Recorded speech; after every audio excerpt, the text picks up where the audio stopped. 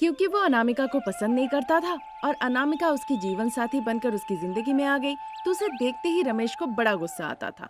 सिर्फ अपने माँ पिताजी के कारण वो अनामिका को अपनी पत्नी के रूप में स्वीकार किया था। अब वो गर्भवती है, कमजोर है, उसे आराम की जरूरत है। ये जानते हुए भी वो एक छड़ी लेके हॉल में खड़ा हो जाता था और उससे घर का सारा काम काज करवाता था। अनामिका भी खुशी खुशी घर का सारा काम काज करती थी। रमेश ने गौर किया और फिर वो गुस्से से कहने लगा, ए अनामिका, रुको। मैं तुम्हें धमकी दे रहा हूँ, छड़ी दिखा के डरा रहा हूँ, तुमसे जबरदस्ती घर का सारा काम काज करवा रहा हूँ, फिर भी तुम दुखी नहीं हो, तुम रो नहीं रही हो, तुम्हारे हाथ पैर दर्द नहीं करते? नहीं जी, मुझे तो बहुत खुशी हो रही है, मैं आपको बता नहीं सकती। इस खुशी के पीछे की वजह क्या है? मेरे पति बिना पलके झपका के मेरे सामने है और मुझे ही देखे जा रहे हैं। इससे ज्यादा खुशी और क्या हो सकती है बताइए? सिर्फ उतना ही नहीं, आप ना चाहते हुए भी पति का प्यार दिखाया है, मुझे माँ बनने का इतना अच्छा मौका दिया है आपने। इससे ज्यादा खुशी की बात और मेरे लिए क्या हो सकती है बताइए? एक बात सुन लो, मैंने जो कुछ भी किया है ये तुम्हारे लिए नहीं, अपने माँ पिताजी की खुशी के लिए किया है। चाहे जो भी हो, मैं इस बात से बहुत खुश हूँ। ऐसी खुशी जिंदगी में पहली बार आई है। पहले ही आपने एक पुत्री दिया और फिर से ये। और बताइए, मुझे जिंदगी में इससे ज्यादा क्या चाहिए? मैं तुम्हारी ये खुशी बिल्कुल नहीं देख सकता हूँ, तुम्हें मेरे सामने रोना होगा। कैसे रोना है? जोर जोर से रोना है या फिर ऐसे रोना है कि मेरा दिल ही बाहर निकल आए? आप ही बताइए, मैं वैसे ही रोऊंगी। मुझे अमीर लड़की से शादी करके उसे अपनी पत्नी बनाना था और मुझे आखिरकार तुम्हारी जैसी एक गरीब लड़की से शादी करनी पड़ी। मैं रो रहा हूँ तो मैं तुम्हें भी रुलाऊंगा। वैसे भी अभी मेरे माँ बाप यहाँ पे है भी नहीं। वैसे भी वो इतनी जल्दी वापस नहीं लौटेंगे। वो अपनी पोती को लेकर मंदिर के दर्शन के लिए गए हैं। आपके पास अभी समय है, आप रुलाना चाहते तो रुला लीजिए, नहीं तो माँ पिताजी लौट के आएंगे, फिर आप मुझे ठीक से रुला नहीं पाएंगे। फिर चाहे कुछ भी कर लीजिए, मैं नहीं रोऊंगी। अनामिका की ऐसी बातें सुन के रमेश गुस्सा करके घर से बाहर चला जाता है। अनामिका घर का सारा काम काज खत्म कर लेती है, फिर इंतजार करने लगती है कि पति रमेश लौटने पे साथ में बैठ के खाना खाएंगे। आधे घंटे के बाद बाइक की आवाज आती है तो उसे लगता है कि रमेश लौट आए हैं, तो जल्दी से जाके वो दरवाजा खोलती है। बड़े स्टाइल से रमेश घर लौटा और नुपुर नाम की एक अमीर लड़की को अपने साथ ले आया। नुपुर अनामिका को देखते ही कहती है, प्रसाद, ये गर्भवती लड़की कौन है? रमेश ज्यादा कुछ सोचा नहीं और जल्दी से कहा, बेबी, वो हमारी नौकरानी है। अब तक उसने हमारी सेवा की थी, अब से वो तुम्हारी भी सेवा करेगी। पर उसे तो देखकर नहीं लग रहा है कि वो घर की नौकरानी है। फिर इस बीच में अनामिका घुसकर मजाक में कहने लगती है, वो कैसे हो सकता है, क्योंकि वो तो आपके चेहरे पे दिख रहा है। अनामिका कहकर हंसने लगती है। ये सुनकर नुपुर को बड़ा गुस्सा आ जाता है। वो आके अनामिका को कस के एक थप्पड़ लगा देती है। फिर अनामिका को भी गुस्सा आया, वो कुछ सोची नहीं और जाके नुपुर को एक लगा दी। फिर नुपुर रोते रोते कहने लगती है, मिस्टर रमेश, अगर आप चाहते हैं कि आपकी पत्नी बन के इस घर में आऊं, तो पहले आप इस औरत को इस घर से बाहर निकालिए। मेरे सास ससुर मंदिर दर्शन करके जब तक लौट नहीं आते, आप मुझे इस घर से बाहर नहीं निकाल सकते हैं। मैं इस घर की बहू हूँ, मेरी एक बेटी है और फिर से एक बच्चा मैं जन्म देने वाली हूँ। उसकी सारी बातें नुपुर सुनती है।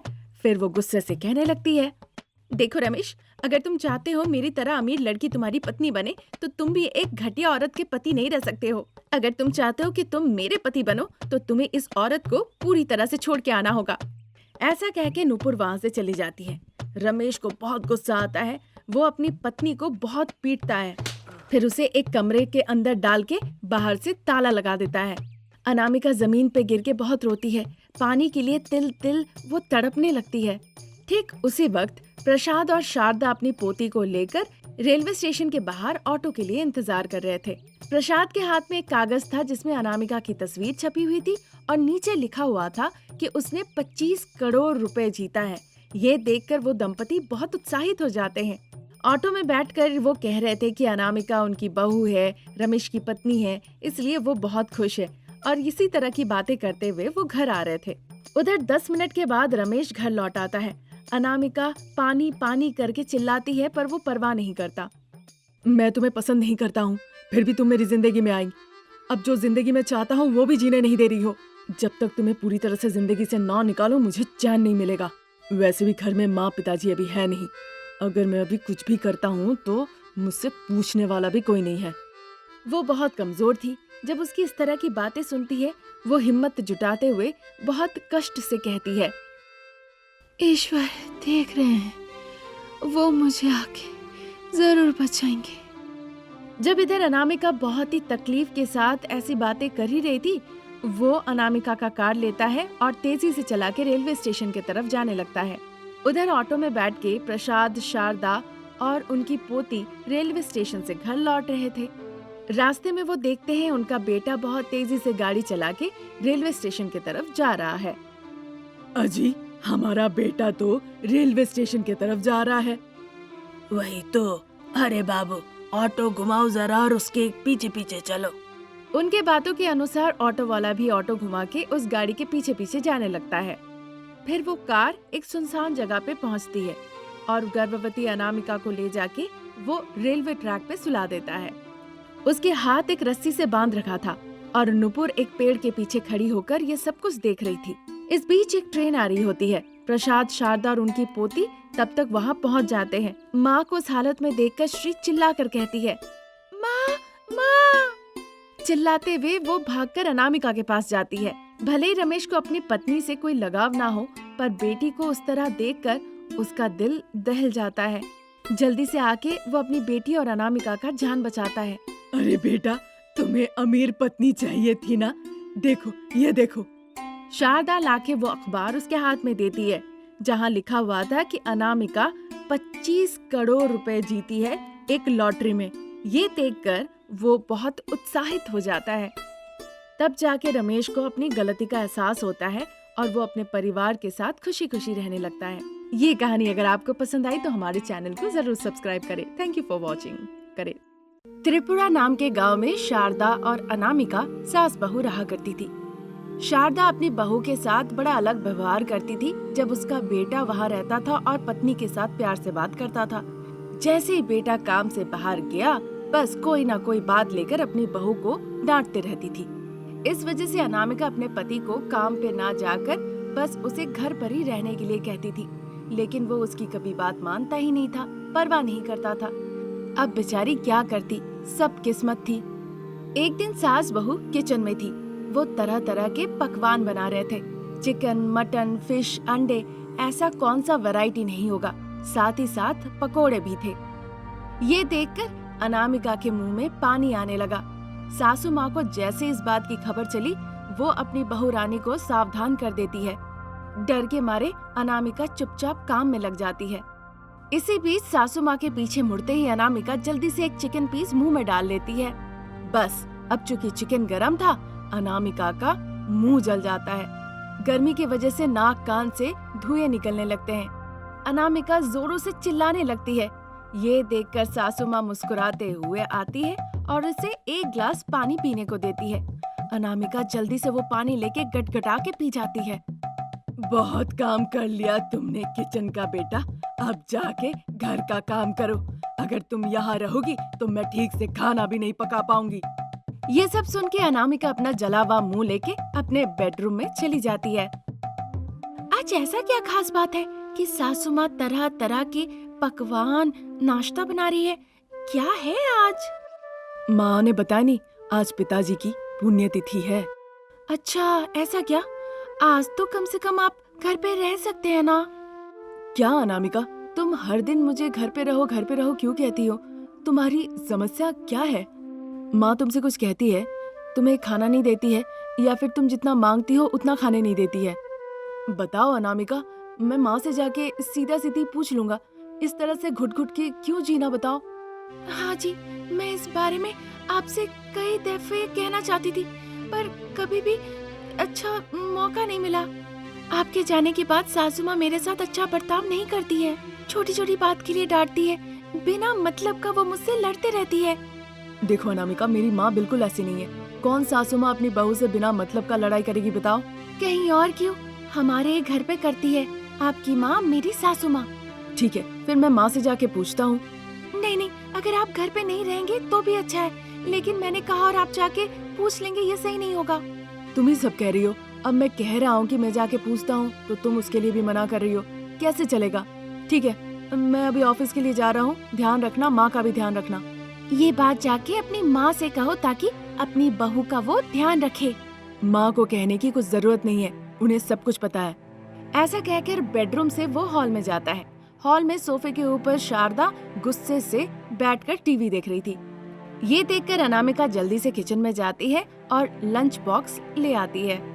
माँ, मैं ऑफिस जा रहा हूँ, ध्यान से रहना घर पे, कुछ जरूरत हो तो मुझे फोन कर देना। ठीक है बेटा, तुम भी ध्यान से जाना। रमेश काम पे चला जाता है। शारदा कहीं बाहर जाने के लिए तैयार हो रही होती है। अनामिका के पास अब कोई काम नहीं था। अनामिका देखती है सासू माँ देख रही है कि नहीं, फिर वो किचन में जाती है और मटन का एक टुकड़ा मुंह में डाल के निकल आती है। तभी शारदा भी तैयार होके किचन में पहुंचती है। उन्हें देखकर अनामिका मटन पीस सीधा निगल जाती है। मैं बाहर जा रही हूँ, तब तक तुम हॉल में ही बैठे रहना। ऐसा कहके वो किचन के दरवाजे पे ताला लगा देती है। अनामिका समझ जाती है कि शारदा ने क्यों ताला लगाया, पर उसने कुछ नहीं कहा। चुपचाप आके वो हॉल में बैठ गई। किचन में पके तरह तरह के पकवानों की खुशबू हॉल में बैठी अनामिका के पास पहुंच रही थी। अनामिका के मुंह में पानी आने लगा। लाखों कोशिश करने के बावजूद वो खुद पे संयम नहीं रख पाई। इस वजह से वो किचन में जाके दरवाजा खोलने की कोशिश करने लगती है। इस दौरान किचन का दरवाजा ही बाहर निकल आ जाता है। ये देखकर अनामिका आश्चर्य हो जाती है। एक तरफ वो बहुत कंफ्यूज्ड थी, दूसरी तरफ डरी हुई थी। अब मैं क्या करूं? सासू माँ के आने से पहले अगर दरवाजा अपनी जगह नहीं लगा, फिर तो मेरी मौत तय है। अब मैं क्या करूं? इस दरवाजे को मैं कैसे लगाऊं? डर के मारे वो जाके चिकन खाने लगती है, फिर मटन भी खाती है, अंडा, मछली, इस तरह से सभी चीज जो जो पके हुए थे वो एक एक करके चख लेती है। ये मामला मैं जाके अपनी माँ पिताजी से कहूंगी और वो आकर इनसे बात करेंगे, ये सोचकर वो अपने घर के लिए निकल जाती है। वो जंगल के रास्ते से जाने लगती है। थोड़ी दूर जाने के बाद एक पेड़ के नीचे उसे एक स्वामी जी दिखते हैं। स्वामी जी अनामिका को बुलाते हैं। फिर अनामिका स्वामी जी के पास जाती है। देखो बेटा, मैं बहुत प्यासा हूँ, जाके आसपास के तालाब से पानी लेकर आओ, तुम्हारा सब भला होगा।